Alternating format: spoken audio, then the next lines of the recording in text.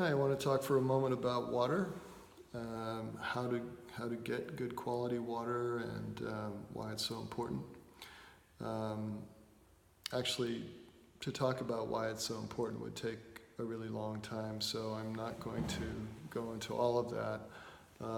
But we do need good quality water for digestion, immunity, brain function. Um, and if you were to look at the biochemical processes, you would be here for hours just trying to list them. So we need water to feel and function well, and 99% of all the molecules in the body are water molecules. 99%. We are about 2/3 water by weight, and so we are basically oceans of moving water. So the question is, of course, well, before I get into talking about hydration, I just want to mention that, if you were to try to sense how well hydrated you are, the younger you are, the better you can sense that. As you get older, you lose the ability to sense how much water your body needs. And so elderly people are frequently dehydrated and feeling and functioning poorly because of it. Moods will often be extremely erratic.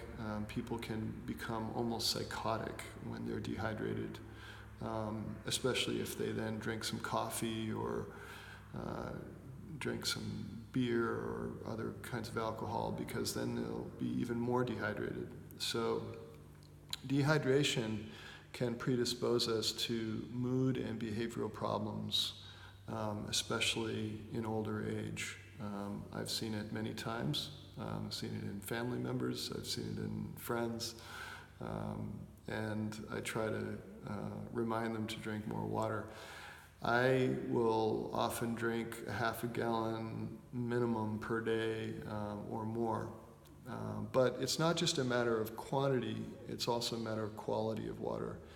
You want to have good quality water, and in my view, that means spring water. If you're on well water or city water, you want to make sure you have a good filter, either reverse osmosis, activated carbon, or a good compressed carbon system like the Nikken system, the Nikken waterfall filter.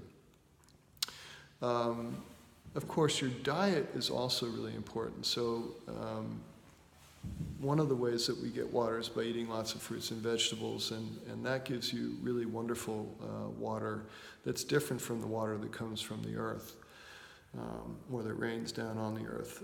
When water is taken up by fruits and vegetables, it actually goes through a special process that makes it somewhat charged and life-giving. So there's a completely different quality of water, which I'll talk about in another video. So basically, the more plants you eat, the more water you're taking in.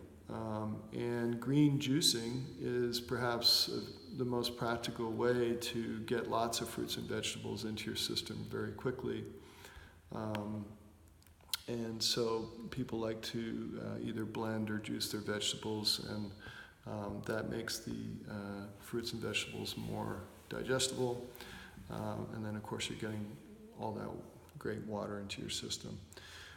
Coconut water could be added. It's a great source of electrolytes, especially helpful if you're exercising a lot. Of course, the more you exercise, the more water you need. The more coffee you drink, the more water you need. The more alcohol you consume, the more water you need. So you have to, any guideline for water consumption has to take into account the full context of your life and your lifestyle. If you're a cancer patient, chemotherapy can really drive up the need for more water. Going through surgery, many people feel very weak and depleted and dehydrated afterwards, and water is extremely important.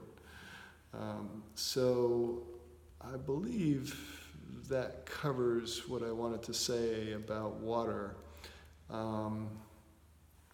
I will also just say that if you have been on well water for some time, which is something my local community has, the well water system, it's also very helpful to consider drinking distilled water for a period of time, because distilled water can help reduce the buildup of crystals in the body that result from all the minerals taken in from well water. Many well water systems are very high in copper, iron, calcium, and various metals that may not be good for the body when they build up. So that's all I have to say for now. Thank you.